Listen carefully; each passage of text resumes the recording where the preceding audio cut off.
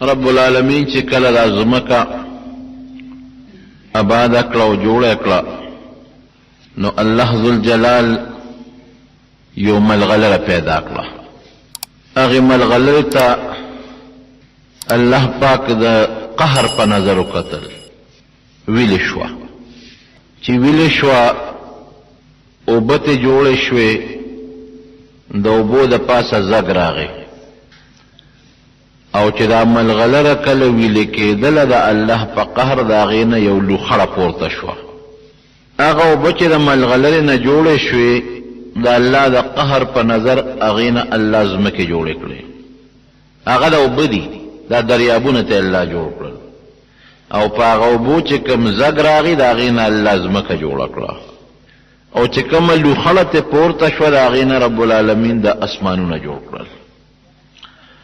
دغه ملغلره کم ځای پرته وه او دا زک په کم ځای لومبې راغی او د هغې نه خور شو، د مکې مکرمې ځمکه وه. هغه وخت کې خو ځمکه نه وه، خو الله پاک دا ملغلره دقه ځای کې ایښودی و چې د هغې نه زک په دقه ځای د پاسه جوړ شو او د ځمکې بنیاد رب العالمین د دغه ځای نه کېښود په کم ځای چې نن سبا بیت الله مبارک دی. فرشتي الله راولېږلې د بره نه ځمکې ته چې تاسو لاړ شئ ځمکې ته او الله پاک د فرشتو نه په دې مخ د ځمکه خدمت اغوښته. فرشتې چې ځمکې ته رالې الله ته سوال وکړو چې یا الله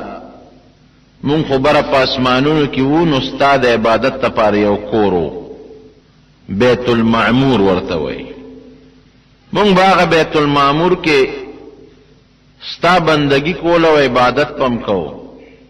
او ځمکې ته رالو نو مونږ په ځمکه کم ځای عبادت وکړو. مونږ له یو کور جوړ کا، یو کور راله راکه چې مونږ په هغه کور کې ستا عبادت کوو. نبی علیہ السلام فرمایي چې بیت المعمور په اووم اسمان کې یو ځای دی او یا زره فرشتې روزانه په هغې کې د الله عبادت کوي. کمې فرشتې چې یو ځل په هغې کې د الله عبادت وکړو تر قیامته پورې د هغې نمبر نه راځي، دومره د الله فرشتې دي. دې کې د الله نه سوال وکړو چې په ځمکه مونږ له یو کور جوړ که، یو کور راکړه الله چې مونږ پکې ستا بندګي او عبادت وکړو. نو الله پاک د جنتونو نه په یو کاڼي کې د یاقوت په یو کاڼي کې تیار بیت الله راولېږه، بالکل مکمل د یو یاقوت یو خشته ښکلې کاڼی. هغې کې بیت الله یو کوټه جوړه وه، هغې فرشتو له ورکړه او راویړه او کوم ځای کېښوده، همدقه د مکې مکرمې په خاوره د هغې په ځمکه باندې کېښوده. وی زه په دې کور کې زما عبادت کوئ،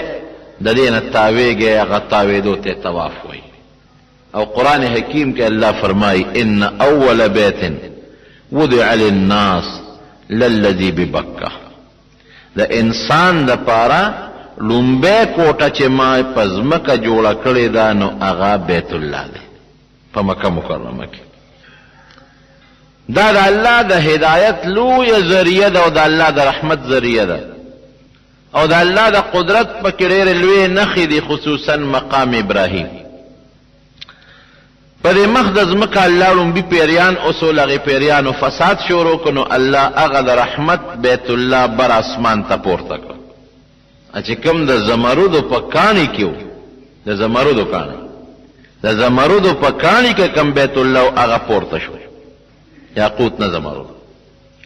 اسمانونو ته. د هغې نه پس حضرت آدم علیه السلام دنیا ته راغی. آدم علیه السلام تم الله پاک د عبادت ځای وښو، یو مرکز ورته الله وښو چې دا به ستا د عبادت ځای وي، یو مرکز به کوم ځای به وي، مقه ځای ورته وښو چې کوم ځای کې الله د اسمان نه د زمرودو په کاڼي کې بیت الله را کوز کړی او بیا اوچت کړی وی دغه ځای ته مې عبادت کوه. او حکم یې وکړه چې ته ځان له کوټه جوړه کړه. نو حضرت آدم علیه السلام موجوده چې کوم ځای بیت الله دی په دغه ځای کې یو کوټه جوړه کړه. د هغه کوټې نه به تاوېده او په هغه کوټه کې د هغې نه ګیر چاپېره به یې د رب العالمین عبادت کوه. کچه کوټه وه سیلابونو سره او دریابونو سره روانه شوه، نو د آدم علیه السلام نه پس بیا شیث علیه السلام جوړه کړه، او د شیث علیه السلام د زمانې نه پس بیا په سیلابونو او په اوبو باندې روانه شوه، ځکه دا بیت الله په یو لاندې نشیبي ځمکه کې دی، یو وادي کې دی، یو خوړ کې دی، یو طرف ته هم تی غرونه دي، بل طرف ته هم تی غرونه دي، نو مخامخ چې سیلاب راځي نو په دغه علاقه راځي. بیا حضرت ابراهیم علیه السلام ته رب العالمین حکم وکړ، اسماعیل علیه السلام یې راوسته، ابراهیم علیه السلام او اسماعیل علیه السلام دواړه سره ملګري شو او بیت الله جوړ کړ. دا څلورم ځل شو. د آدم علیه السلام نه پس خو درېیم ځل شو، او دا هغه فرشتو د بیت الله سره څلورم ځل شو. د نوح علیه السلام طوفان هم پې تېر شو. ابراهیم علیه السلام چې کله بیت الله جوړو نو ګټې پکې لګولې، دا لږ مضبوطې جوړ کړو. شیث علیه السلام او آدم علیه السلام د خاورو کاڼو نه جوړ کړو، او ابراهیم علیه السلام د غټو غټو تیږو نه جوړ کړو. خپل بچی اسماعیل علیه السلام به ورله کاڼې ورکاو، او ابراهیم علیه السلام به کاڼې خوده، خشته مزیدار بیت الله جوړ کړو. او یو خشته کاڼې مزیدار د سنگ مرمرو،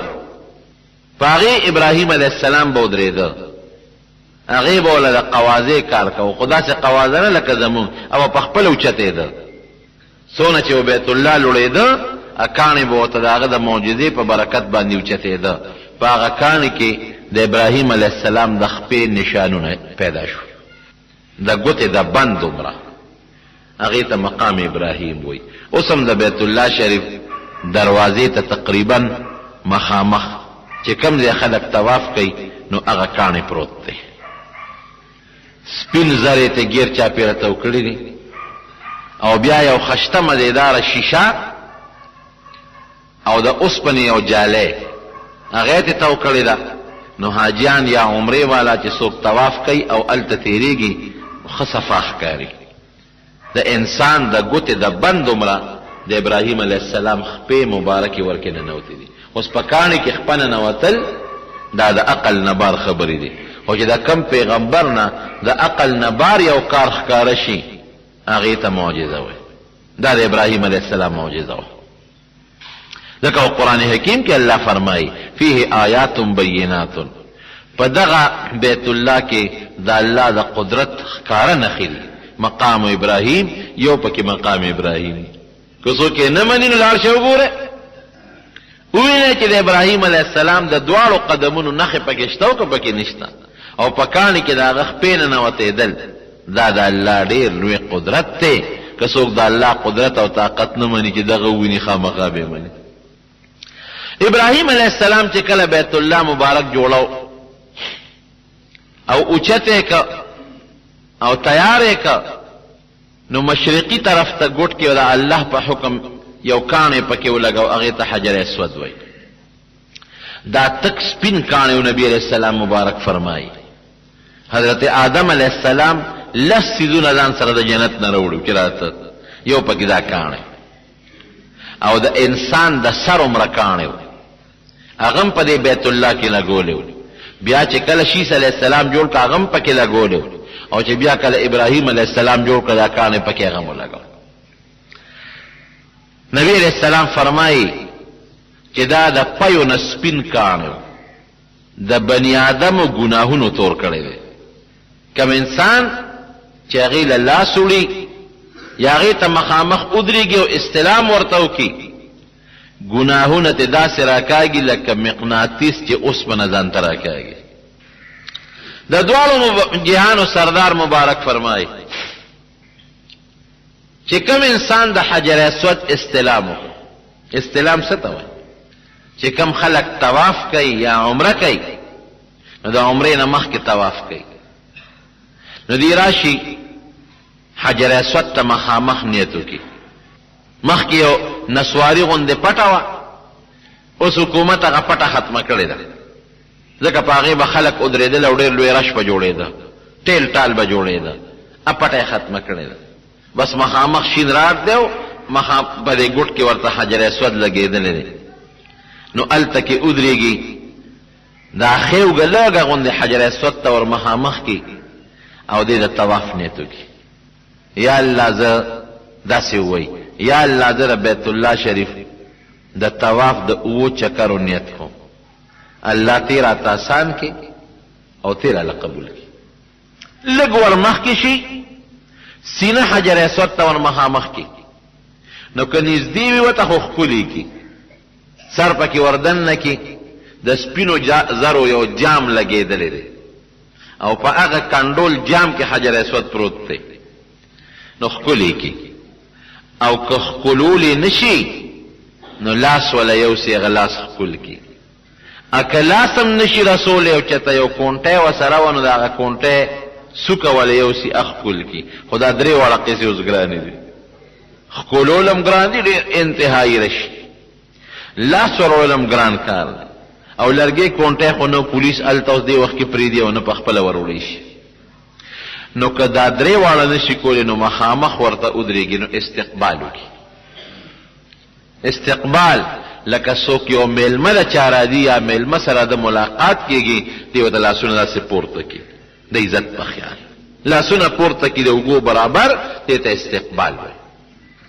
بیا د هغې نه پس لاسونه د سینې برابر راښکته کړي هغې ته استلام وایي د سینې برابر خو دا هغه انسان چې لاس نشي وروړی د حجر اسود نه لږ لرې وي رشي لاس به د سینې برابر اوچت کړي نو دا الفاظ به وي بسم الله الله اکبر ولله الحمد والصلاة على رسول الله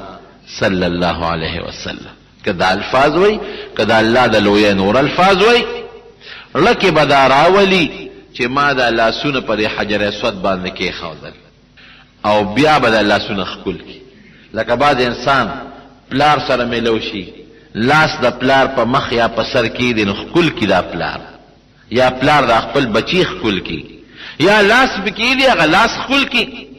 دا د عزت او د عظمت او د شرافت نښه ده بسم الله الله اکبر ولله الحمد دا الله په نوم زه لاس نیسم حجر اسود ته مخامخ الله ډېر لوی دی او الله له ثنا ده چې دی راوستم د بیت الله د اخوانه او بیا په نبی کریم صلی الله علیه وسلم درود شریف ووایي د استلام د حجر اسود چې چا وکړه نو فایدې څه ده د دواړو جهانو مبارک سردار فرمایي الحجر الاسود یمین الله فی الارض حجر اسود په مخ د ځمکه داسې دی لکه د الله ښی لاس د الله ګس لاس نشته یو حدیث کې راځي چې د الله دواړه ښي لاسونه دي او د الله داسې لاسونه هم نشته لکه زمونږ په شان بس په دې الله ښه پوهېږي خو مطلب یې دا دی چې لکه د الله د مبارک لاس څومره عزت دی دومره د بیت الله د حجر اسود عزت دی او حجر اسود له شونډې وړل یا هغې ته مخامخ ودرېدل او یا هغې ته لاس نیول استلام کول داسې دي لکه د رب العالمین مبارک لاس ته چې څوک مخامخ ودرېږي یا ښکل کړي او یا ورته مخامخ استلام وکړي الله ستاسو زموږ بار بار نصیب نو یو خو دا عظمت دی چې نبی علیہ السلام مبارک فرمایي د الله ښی لاس دی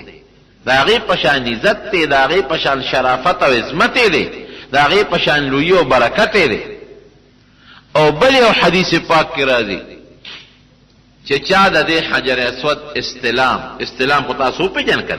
مخ ښکلول یا لاس ورلول لاس ښکلول یا مخامخ ودرېدل او لاسونه د سینې برابر پورته کول ځکه هغه د سینې عمر اوچت دی تقریبا 4 فوټه د ځمکې نه اوچت دی هغې ته اشاره کول او هغه لاس ښکلول چې چا دا کار وکړو نو د قیامت پر ورځ به د دې حجر اسود سترګې نظر به یې لګي او غوږونه به یې اورېدل به کوي دا د دواړو جهانو مبارک سردار فرمایي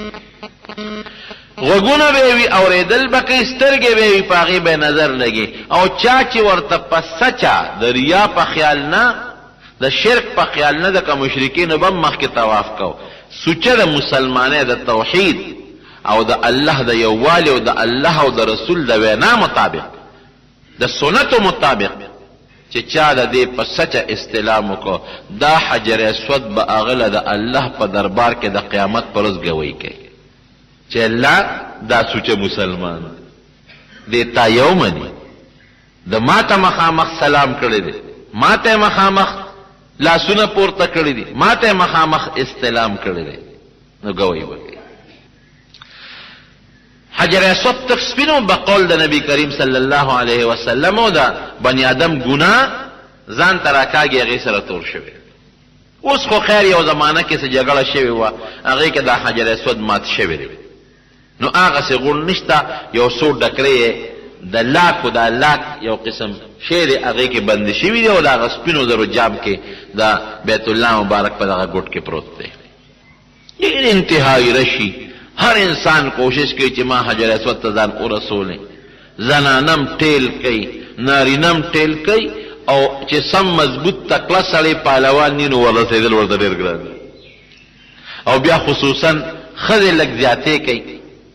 نو د ښځو دغه زیاتي د لاس اکثر ښځې او سړي یو بل سره دقسې ګډ د حجر اسود ته ځان رسوي او ښکلولو کوشش کوي. حالانکه د حجر اسود ښکلول مستحب دي، څه واجب نه دي. او ښځو له سړو کې ټیل کول یا سړو له په ښځو کې ټیل کول دا حرام دي، دا ډېره لویه ګناه ده. نو ابراهیم علیه السلام جوړ کو دغه ځای کې حجر اسود ولګاو، د حجر اسود نه طواف شروع شي. طواف چې کله انسان کوي په ښي طرف روان شي، ښکته ښکته ګوري، د الله ذکر کوي انسان، څومره چې د الله ذکرونه دي، سبحان الله والحمد لله ولا اله الا الله والله اکبر ولا حول ولا قوة الا بالله العلي العظيم، سبحان الله وبحمده سبحان الله العظيم، یا نور د الله ذکرونه، الله اکبر کبیرا والحمد لله کثیرا وسبحان الله بكرة وأصيلا وصلى الله على سيدنا محمد وعلى آله وصحبه وسلم تسليما كثيرا. يا الله أكبر الله أكبر لا إله إلا الله والله أكبر الله أكبر ولله الحمد. دا الله ذکر یا دا نبی کریم صلی اللہ علیہ وسلم درود شریف دا با پتواف کے داویگی با ذکرون و درود شریف پوے زمکو تبا گورے دا خدو دا ٹیل نبازان ساتے چاہتا مسلمان تا ضرر بنرسے دا ضرورت نا بغیر با دنیا خبری نکی که ضرورت پیخ شنو کولشی او که ضرورت نی دا دنیا خبری بنکی. بیت اللہ تا بسینہ من مخامخ کے دا طواف دوران کے کچا بیت اللہ تا سینہ ور مخامخ کلا نو طواف لال ختم شو فاسد شو. که منس ٹیم راغے بے شک سینہ ور مخامخ کا بیت اللہ تا خو چه کم زی کری سینہ مخامخ کردی دا چه دا اقا زینا بیا طواف شروع شو چه غزی پا کراشی. قتلن بیت اللہ تا طواف دوران کی مکروح دی گوره بمنا زمکی تا با گوره مخامخ با گوره پا خشوع پا خضوع پا عجزه با طواف کے ازمون خلق سکل دا بیت اللہ دا طواف پا دیمیانس کی با بیت اللہ ورمنده کی ورطرغانوزی او دعاگان شروع کی گوره طواف فاسد شو خراب شو. دا طواف پا دوران کی راشی حجر اسود خکولی نو چه طواف دوران کی حجر اسود خکولی نو احتیاط بکی چه دا حجر اسود نما سوا بل دیتا سینه مخامخ نشی. که حجر اسود تا مخامخ شو خیر دی خو که بل دیتا مخامخ شو طواف بے خراب شي. خلق دیر دا شریعت نو دا سنتو نا خلاف کارون حالتا کئی اللہ دی قبول کلی ما چی بولی دل خپبم شو بیا با میں اللہ نا پوئی دی بلا پیسے لگولی دی و در لر زین راغلی دی قسم دی دا اللہ عظمت برطال تخکارش دا سے خلق دا طواف کی تاویگی ما شومان پلار او مور نیولی خدای تاسو بوزی پخپل بیگوینه پلار بوتلی مور نیولی بالکل ماشومان احرام ورته توکړي ماشوم جاړي داسې ماشوم میولی سخ کال په طواف کې رکوټه ماشوم مور او پلار او ټول خاندان ورپسې او دا ماشوم غالبا د 15 کالو بو بلکې دا غینم قب او تاسو قسم دغه ماشوم به مخ کې روانو او ماشوم به ربنا نو دې مور او پلار به ربنا آتنا دی به آتنا هغه به فی الدنیا دی به فی الدنیا حسنا دی به حسنا اما شون به مخ کې چغوال دغه د 15 شپږو کالو ماشوم او هغه مور او پلار او هغه ټول ور پسې روانه غي ور پسې لګیو دعا به ما ډېر مبارک قوم یې ډېر مبارک خلک یې ډېر مبارک ماشوم بوډاګان خدي بوډاګان په خدای یقینو کې بوډاګان پامسا ګرځیدل چې د عمله بالکل ټیټي ودرېدي نشي مخامخ بوډاګان سړی بوډا سړیو خبرې نشوي کولې غریب خدای خبر چې جبه چاړی وکړه ګونګی وه خو دومره بوډا و دومره چې د ګرځېدو هم نو او ملی ټیټه وه او دا یو اواز به یې کو الله او ام په چاړی ژبه الله الله په جړه کې به اواز کو الله مې پروردګار د دا اواز باندې قبله چې زما په رحم راځي نو الله ته خو ډیر زیات رحم ذاته رحم والا ذاته نو ستا به په نه راځي بوډاګان تاویږي مریضان تاویږي ښځې تاویږي ماشومان تاویږي مالدار تاویږي بے کسه بے سوکه غریبانان تاویږي ړانده شل ګوټ تاویږي میں الله خپل قدرت ار چاته ہے چې ار سړی دی خپل کور لرا غواړم او زما دې کور نه وتاوي یوازې مالدار نه داسې خلک به وویني لاسونه خپې سوځېدلي داسې خلک به وویني چې دا سرمنې شلېدلي داسې خلک به وویني چې ګوډیانې د ګرځېدونې پانټوک پکې چلېږي دا الله لوی قدرت دا الله لوی طاقت هر سړی الله ته محتاجه زړه کې به دی وایي چې پروردګار هر څوک درته محتاج دی دغه چې کم سړی بادشاه دی دا هم درته محتاج دی دلته کې د کفن 2 څادرې اغوستې او تا درته وي دا کومه چې ښځه ده هم درته محتاج ده او دا کم مریض دی بوډا دی دا نه وایي چې خدای مریض دې کړی دی خدای بوډا کړی دی اړو راځم دله نه دی وایي الله ګوره ټول نه زیات محتاجه زیمه ښځه دا نه وایي چې زه به کور پرده کې ناست یم نه الله دلته راځم تا ته محتاجه ماشومان تا ته محتاجه دا الله لوی قدرت ته نو بعض خلک د شریعت نه خلاف کار کوي د طواف دوران کې به بیت الله ورشي جاړي ورته غاړه وځي طواف فاسد شو ما به پروردګار بلا پیسې لګوي نه پوهېږي باندې پوهېږي خدای نه پوهېږي بس قبول یې کوله ناپوهتیا ده اگر چې ناپوهتیا د انسان باندې نه پکار جدان پوي کې دغه ځای لاړ شي او وړه کې به مې دا وي قسم دې مې مونږ ډېر ګناهګار یو او ډېر کمزوري وي خو الله چې دا کم خلق بے کسه بے سوکا بیماران ماشومان بوډاګان ښځې نر تاویږي د دې را خو به قبله کنه نو زموږ د شریعت یو قانون دی د هدایې یو مسله ده او زموږ د پښتنوم یو قاعده او قانون دی چې یو سړی دکان ته لاړ شي او د دکاندار نه ډېر څیزونه راوړي ټوکړې ته مثلا نه وړي یو 100 روپو غاز والا یو 150 روپو غاز والا یو 40 روپو غاز مختلف ته راوړي او ویخ دی پیسې ورکی او جوړو کی پیسې یې راوړي چې دکاندار نه سودا راوړي او پاره کې بعد شي خرابي او دی واپس دکاندار لیوس یا مثلا ټماټر راوړل زدا ځلان مثال بدل ټماټر واغستل د 500 روپو کور ته راوړل چې کور ته راوړل پاره کې 15 پک ټماټر خراب دکاندار له واپس یو ځای 15 پک واپس کنور را دکاندار ته سوي 15 پک ته اخلي غسخه نه یا وتوی رو ټول راوړه آیا به ټول اخلي دا چې خو نه چې راس خراب دی ما پسې راوړل دا خراب بل پچا خرڅو دکاندار ورته وایي چې سودا به یا ټوله واپس کړي یا به ټول اخلي تاسو دا کنه دا نه چې دا خراب دی ارزه یو د کس د کور نه 2 ټماټر خراب وروړي او خدي ساری او دا نور بدل کا یا دې پیسې راته واپس کا دا څه باندې دکاندارو کو نه بیګا کوي یا به ټول اخلي یا به ټول واپس کړي ما یې پروردګار زمونږ دا دعاګانې او ذکرونه چې بیت الله نه تاویږو نو دې کې سره دي سسخا ټماټر دي او سپکه روغ ټماټر دي سپکه نیکان خلک دي سپکه بے کسه بے سوکري محتاج دي اوس الله به داسې نه کوي چې غردی بو ټماټر به تر دې دعاګانې به واپس کې وغه خبته قبلې یا به ټول واپس کوي یا به ټول قبلې نو مې الله د غریبو د بے کسو او د دې نیکانو دا خو به قبله دا خو به نه واپس کې زمون دا ردی بم کې ان شاء الله قبل دا سوال بکې دا الله نو تاویږي ذکرونه اسکار او د الله نه دعا بکې د الله نه غواړي با یوازې دنیا نه دنیا اخر دعا به غواړي قران حکیم کې الله فرمایي ومنهم من يقول ربنا آتنا في الدنيا حسنه وما له في الاخره من خلاق بعض خلک صرف دنیا غواړي خیرت کې سمني ومنهم من يقول ربنا آتنا في الدنيا حسنه وفي الاخره حسنه وقنا عذاب النار بعض خلک دا و چې دنیا کې من لا خیر خې ګړه خوشحالي نیک جون راکې اخرت تم خوشاله جون راکې د جهنم د اور نم بچ کې دا خلک دي چې دې ته الله د دواړو جهانو خیر ورکړي تاویږي د بیت الله نه رکن یمانی ترش د حجر اسود او نه چې کم هغه طرف ته ګوت نه هغه ته رکن یمانی وي د هغې د لرې ځای نه استلام نشته. اگر چې بعضې خلقو ناپوهې هر ګوټ ته چې ور مخامخ لاسونه اوچتوي، هلته به ناشنا خلک وویل. زنانه لږه ناپوهتیا کړي، زنانه لاسونه پورته کوي او ډېر لرې پورې پورته کوي او دا سنګلې او مټې ښکاري، حالانکې دا ګناه ده.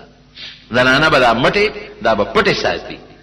یا خورې د ګروتونو کې ځان له تڼۍ ټک وی. په دې ګروتونو کې که لاس اوچتوي چې دا کمیس یې نه ښکته کېږي لستوڼې کې دا لاس یې پټي، او که تڼۍ نه شي اچولی نو دا لستوڼې د کلک ونیسي، که دام ني لاس ته نه پورته کوي، ځکه دا لاس پورته کول مستحب دي او مټې او لاسونه ښکاره کول بیا ګناه ده، چې د مستحبو د وجې نه ګناهګاري کې ښه خبره نه ده. خو بعضې زنانه نه پوهېږي، هر ګوټ ته چې مخامخ لاس دومره پورته کړي چې دا ټولې سنګلې تر دغه پورې دې ځایونو پورې ټول مکمل سنګلې ښکاري. نو رکن یماني ته چې ور مخامخ شي لاس په نه پورته کوي، استلام زمونږ په مذهب کې نشته. که چېرې نږدې ورسره خوا کې راغی نو لاس ته پرې راکاږي، ځکه دا کان د ابراهیم علیه السلام د وختو دی. فایده څه ده؟ نبی کریم صلی الله علیه وسلم فرمایي چې دې رکن یماني سره اویا فرشتې الله بره مقرر کړي. څو فرشتې؟ اویا. او په یو روایت کې 200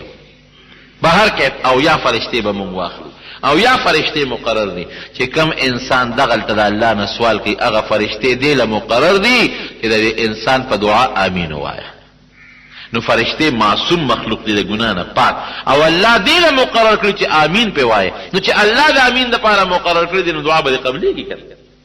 نو هلته چې خلک راشي نو دا دعا وي. نبی علیہ السلام مبارک به دا دعا لوستله: اللهم ربنا آتنا فی الدنیا حسنه وفي الآخرة حسنه وقنا عذاب النار. دا خشته جامعه دعا ده.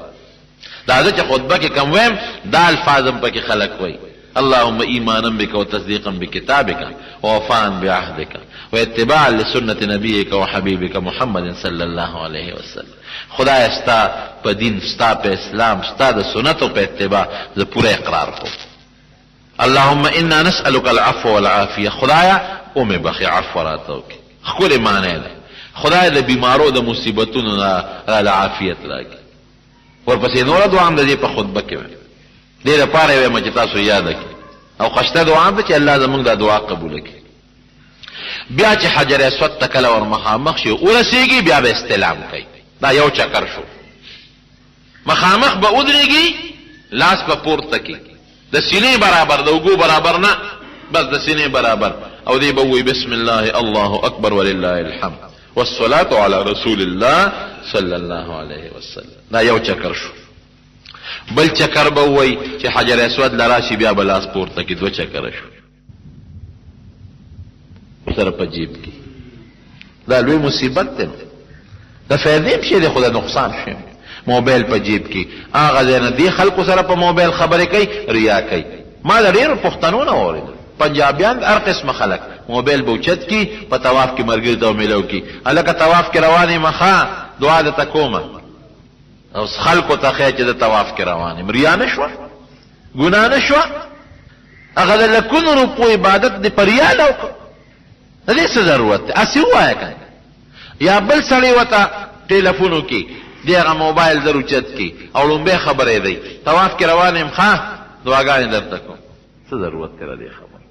دا خو ریاکاري ده. د ریا نه به ځان ساتي. ریا سره خو ټول عبادت لغو شي، ختم شي، برباد شي. بیا داسې رنګونه خلکو په موبایلو کې لګولي دي. قسم دی د یو موبایل نه مې یو رنګ واورېد، د پنجابۍ ژبې داسې عجیبه او داسې یو خطرناکه لوبه وه پکې. داسې لوبه شروع شو، خدای پاکه دا سندره دلته څوک وایي؟ پنجابۍ ګانو یو ناشنا د زجینۍ ګانه چې روچتې که هغه موبایل هغه چالو کما د خدای خاطر وکړه، کلک مې ودرو. پنجابي و زموږ د پاکستان مې دا دومره ظلم دې پاکې خاورې ته ګوره، او بیا دیشي ته ګوره، او بیا دې پاکې ځمکې ته ګوره. د الله بنده هغې نه کوم ملامت، توبه وباسه د خدای نه.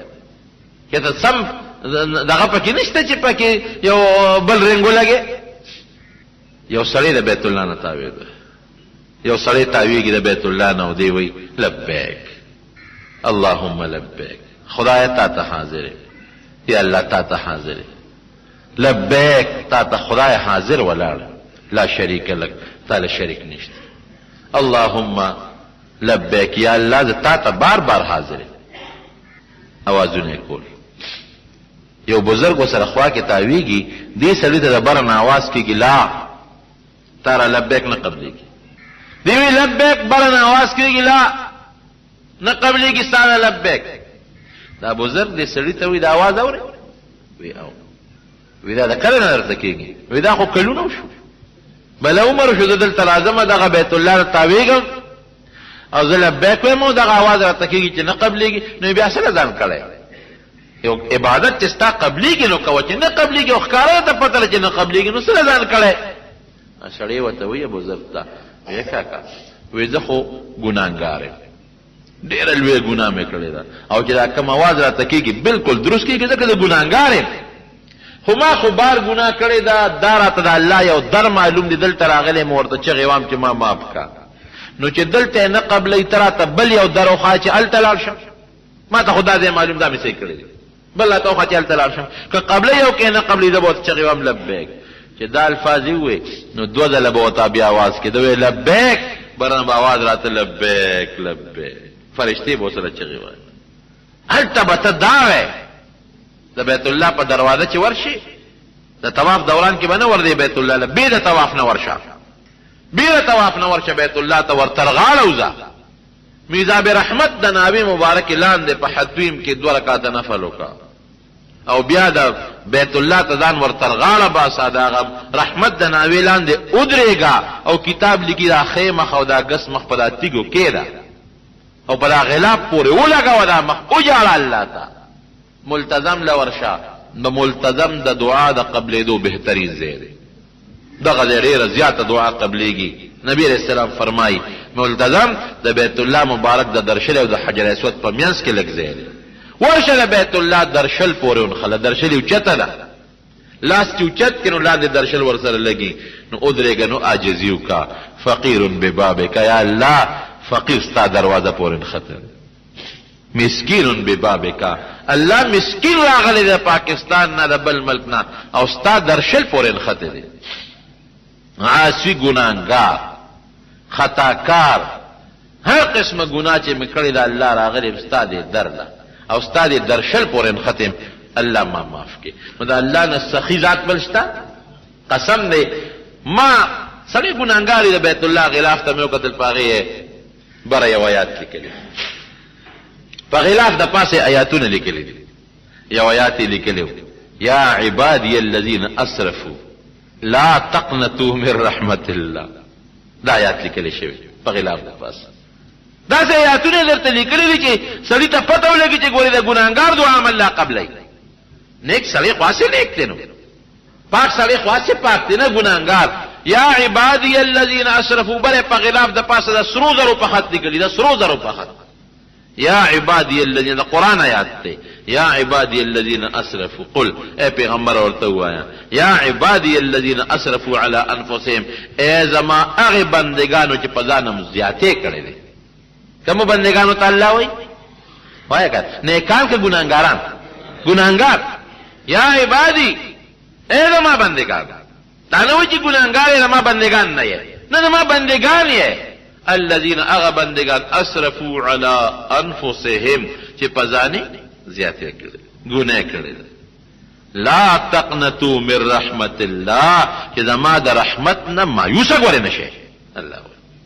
لا تقنطوا من رحمت الله دا الله د رحمت نه مایوسه نشئ ان الله یغفر الذنوب جميعا الله ګورې ګناهونه ټول بخي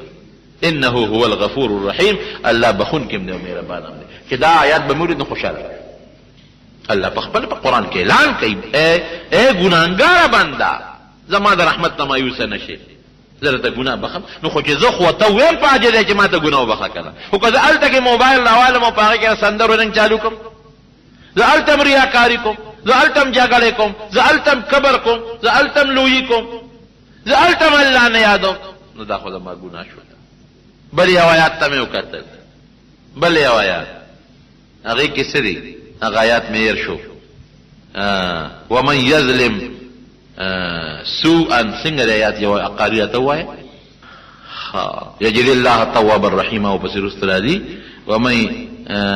يعمل سوءا څنګه دی او یظلم نفسه دي کې څنګه دی ثم يستغفر الله هغه چا چې ګناه وکړه د آیات مخامخ لیکل شوی دی بیت الله په سرو زرو په خط بغلاف چا چې ګناه وکړه ګوره ومن يعمل سوءا چا چې ګناه وکړه دا چې قاری څه او یظلم نفسه یې په ځان زیاته وکړه ګناه کې کنه ثم يستغفر الله بیا د الله نه بخنه وغواړي یا ګناه وکړه یا په ځان زیاته وکړه بیا د الله نه بخنه غواړي یجد الله توابا رحیما الله به توبه قبول کړي او مزید رحم به پیدا وکړي دا آیاتونه لیکل شوي وقال ربكم ادعوني استجب لكم ناشنا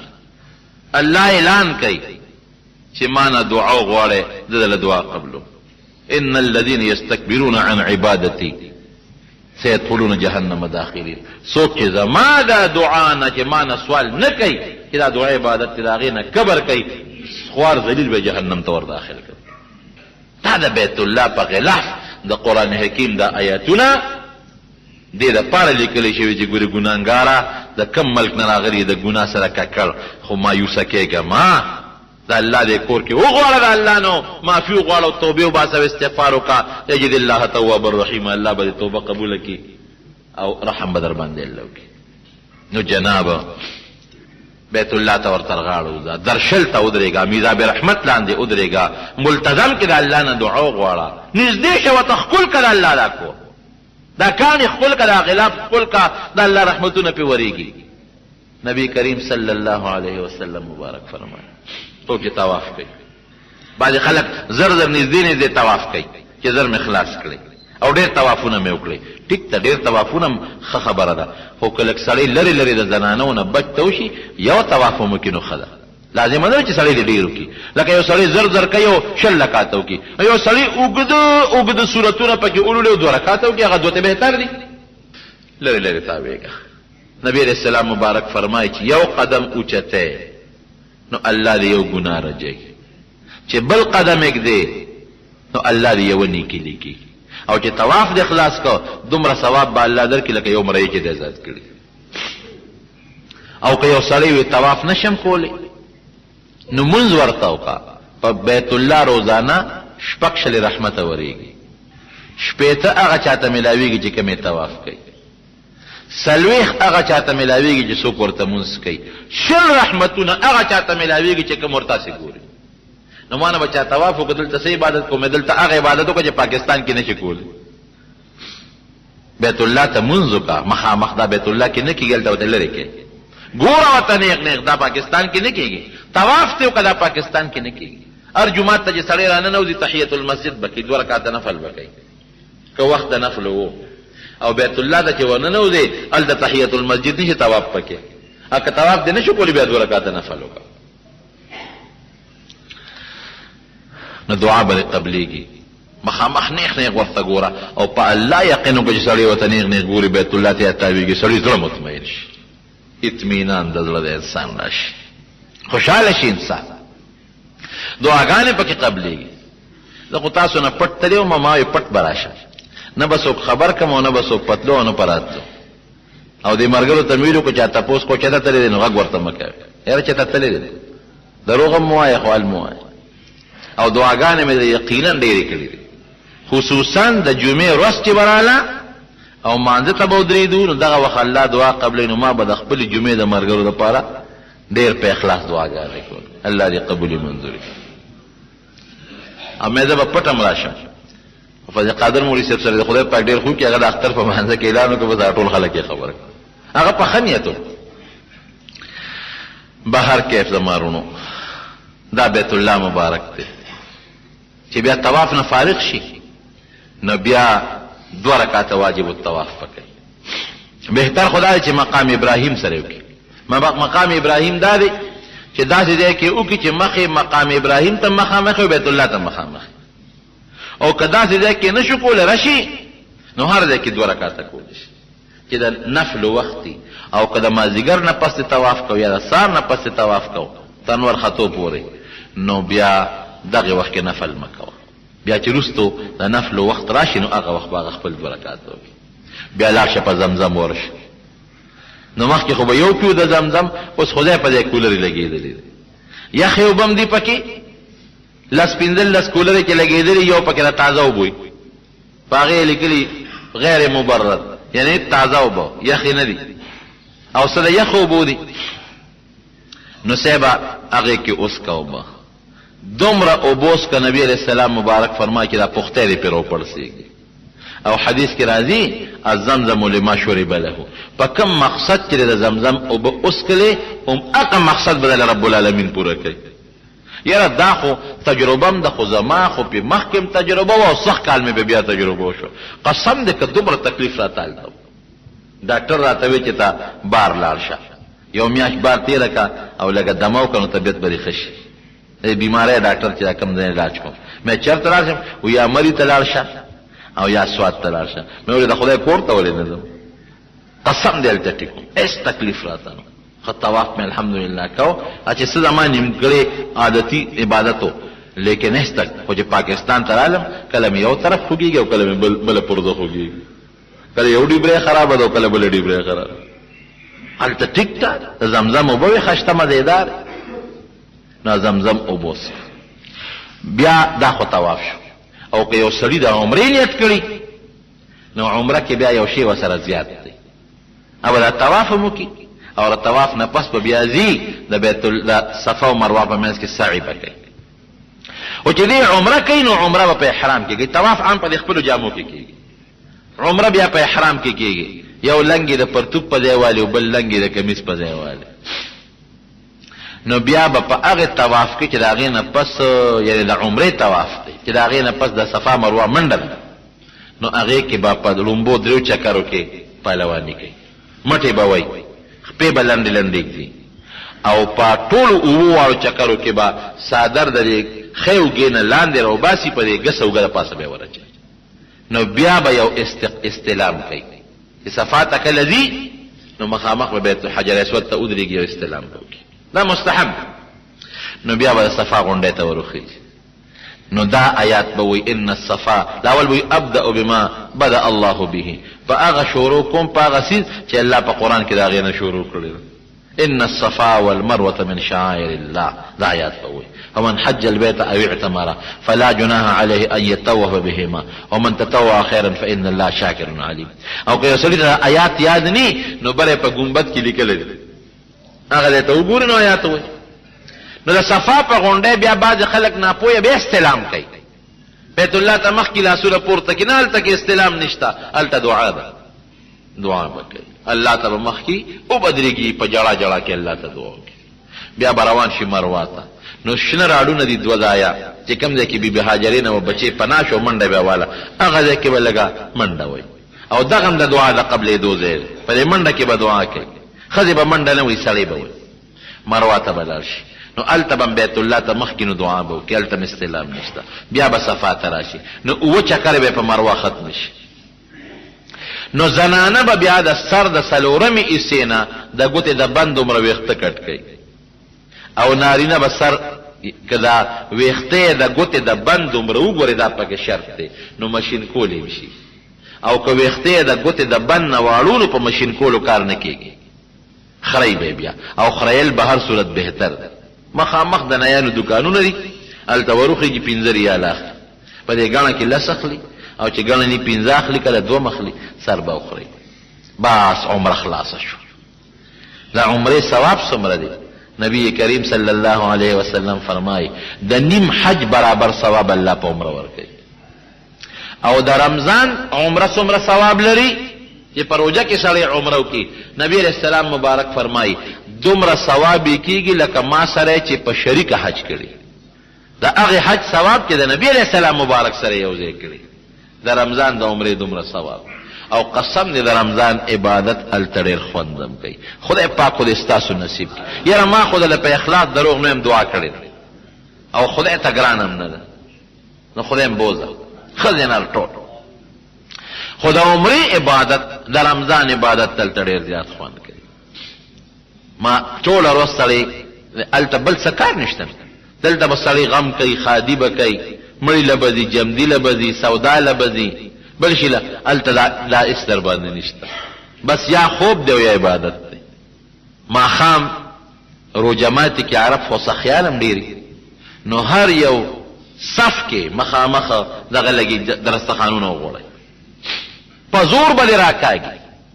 کجورې به درته وغورځئ، د زمزم اوبه به درته کېدي، چای به راته توره چای بې پیو، او یا د هغې یو خاص قسمه چای وي ګاوه ډېره هاضمه او به درته کېدي، او د حرم مبارک نه بار درته قسم قسم میوې او خوراکونه کړي، او په مدینه منوره کې دننه په جومات کې ماستم درته درکوي، کجورې هم دله درکوي، ډبل ډوټۍ هم دله درکوي، او په زور به دې راکاږي. یو به وایي زما درستخان ته کښېنه، بل به وایي زما حالانکې په لکونو خلک مونږ سلام وکړه د نبي کریم صلی الله علیه وسلم مازدیګر مانځه نه پس ملګري را سره جومات ته احترام چې وکړي داسې بار ته وشي د جومات نه بوځي نو بیا به بله دروازه را ننوځي، په بله دروازه را ننوځي. یو ماشوم بچی و ډېر ښایسته ښکلی ماشوم و، داسې د شپږو اوو کالو به و غالبا یا د اتو کالو اوو کالو به و. نو موږ سره یو ډاکټر صاحب و د دې مردان، هغه په دې مټ کې لاس ورکړ او ورته لګیا چې ما سره به روژه مات. نو ما ورته وویل بچي مونږ خو هلته بل درستخان سره مونځ کړی د مازدیګر او هغه خلک هم په تمه دي مونږ هلته ځو. وی نه نه نه عربی کې لګیا مونږ سره به روژه ماتې. یاره ما هغه ډاکټر صاحب ته مې دا ماشوم دی او دې نه مایوسه کوو زه د سره نن روژه ماتو. نو زوړ جومات د نبي علیه السلام مبارک هغې سره خوا کې چتری دی، هغې چترو لاندې په مخه بوتلو، یو یې رانه په مخه که بس مونږ ورکله کې لکه کلنډر چې د ماشوم د سور دغه نه اوچت کړي د سورلین مونږ هم ورپسې لاړو. چې لاړو پلار یې ولاړو، پلار ته یې مونږ مخامخ عربی کې ورته وي دا مېلمانه مې راوستل دا کېنه. پلار یې ډېر ښه سړی و عربي. نو ما ورته چې مونږ ګڼ یو که نه مونږ خو شپږو کسان یو. وی هېڅ پروا نشته، یو کس یې په هغه درستخان ځای او ته په خدای یقین وکړه زمونږ شکر یې ادا کوله، زمونږ شکر یې ادا کوله. هغه ماشوم لاړ نور یې راوستل او پلار ته به یې حواله کړل، پلار به یې کېنو. بیا به ته هغه ماشوم یو نو چې مې وکتل پنځه شپږ بچي یو داسې خوشي کړی و بل داسې خوشي کړی و، یو ماشوم به یو کس دوه کسه به یې راوستل، پلار له به یې ورکول او هغه درستخان ته به یې کېنول. په درستخان چې کېناستو نو هلته کې بیا د هغې خلکو څخه زمونږ دا بعضې خلک عرب وایي خیرات نه مني. مې خدای دې بیخ زمونږ د پاکستان د تختې د حلوا وباسي، زمونږ دا خیرات دی که نه د تختې حلوا ده، دا شبي جمعه ده ماښام خیرات بغیر د غوښې څخه کلکې روجي، دا د پنجشنبې د زیارت ته شپې خیرات، داسې خیرات دی زمونږ خیرات د هغوی دی. خدای م بوده چې د هغوی خیراتونه ووینئ. لس تیریزې ګاډې به ودرئ، لسو ټیرو والا ګاډې، دا به ټول د سیوانو د مالټو بډکې او داسې وړي به یې خلکو ته. دا به د روجو په پلاستیک شاپنګ بیګ کې به په روجو کې دننه چرګم بندي، د حاجیانو ته په دې مینا عرفات کې به نولي داسې د حاجیانو تپوس وکړي، داسې خیراتونه څخه هغوی کوي. نو ممکن هسې په درستخان باندې زړه کې مې هسې تېر شو، مې یاره دوی خو کجورې تقسیموي، یو قسم کجوره قیمتي کجوره ده سکري او ورته وایي ډېره اعلام ده او قیمتي هم ده، خصوصا په رمضان کې هغه تقسیموي. ما یې عجوه کجوره عجوه د هغې هم قیمتي ده، ما یاره سخت کال عجوه کجوره مونږه مې دا به ډېره ګرانې دي، دا عرب یې نه راوړي. تاسو یقین وکړئ چې څنګه یې کجورې تقسیموي لومبې یې پکې هغه عجوه تقسیم کړئ. مې الله چې څه دلته غواړي درله یې درکوي. شپږ اووه قسمه په درستخان کجورې پرتې وي، څه تازه بلکل د کجورې د بوټي نه شوکېدلې، هغه د کجورې تارونه پکې وي، ډبل ډوټۍ ورسره وي، هغې سره مسالې وي، ماسته ورسره وي، شملې ورسره وي، او منت به درته کوي چې راشه دلته کې ما سره روژه ماته کړه. او دغه رنګې په مکه مکرمه کې هلته کې خو خیر ماستني کجورې وي. ما وی ای خلکه ملګرو ته به مې وی مې ګوره مونږ د پاکستان د نورو ملکونو نه راغلي یو، په بیت الله کې د الله میلمانه یو او په مسجد نبوي مبارک کې د رسول الله مبارک میلمانه. نو چې په پاکستان کې یو سړي مې هلته کې خو چې د روژه ماتې ټیم شي او 10 منټه پاتې شي او کور ته ننوځي څوک شاته نه ګوري چې هسې نه څوک مې صحیح نه کړي راپورې څوک وننښلي چې روژه را سره ماته کړي. او د الله څخه ته ګوره پړونو کې د مخلوقه جوړې ده که نه، د رسول الله مبارک په ژوند کې هم څخه او د وفات نه پس څخه ته ګوره که نه، عربو ته په دې زړه کې الله چولې دي روژه ماتې دله راوړي. پېشمني اعتکاف ته خلک ناست دي، هر سړی راځي هغه معتکفین د مټه نیسي، یو وایي ما سره پېشمنۍ وکړه بل وایي ما سره پېشمنۍ وکړه، په عزت به دله پېشمنۍ درکوي، روژه ماتې به دله درکوي. زما وروڼو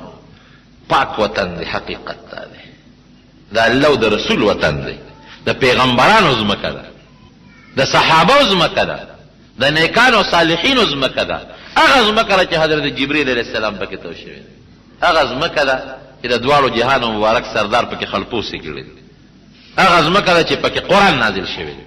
بیا تراویح چې کېږي، الله اکبر. په مدینه منوره کې یو قاري صاحب به تلاوت کو، ما خو په لومبي ځل چې ورغلم څنګه نو دې قاري صاحب تلاوت مې واورېده، په خدای یقین وکړم داسې عجیبه تلاوت، ابم ژړل او خلکو به هم ژړل. نو ما سره یو ملګری خوا کې ولاړو چې سلام مې وګرځاو، یاره ما یې څه ناشنا خوند خو دې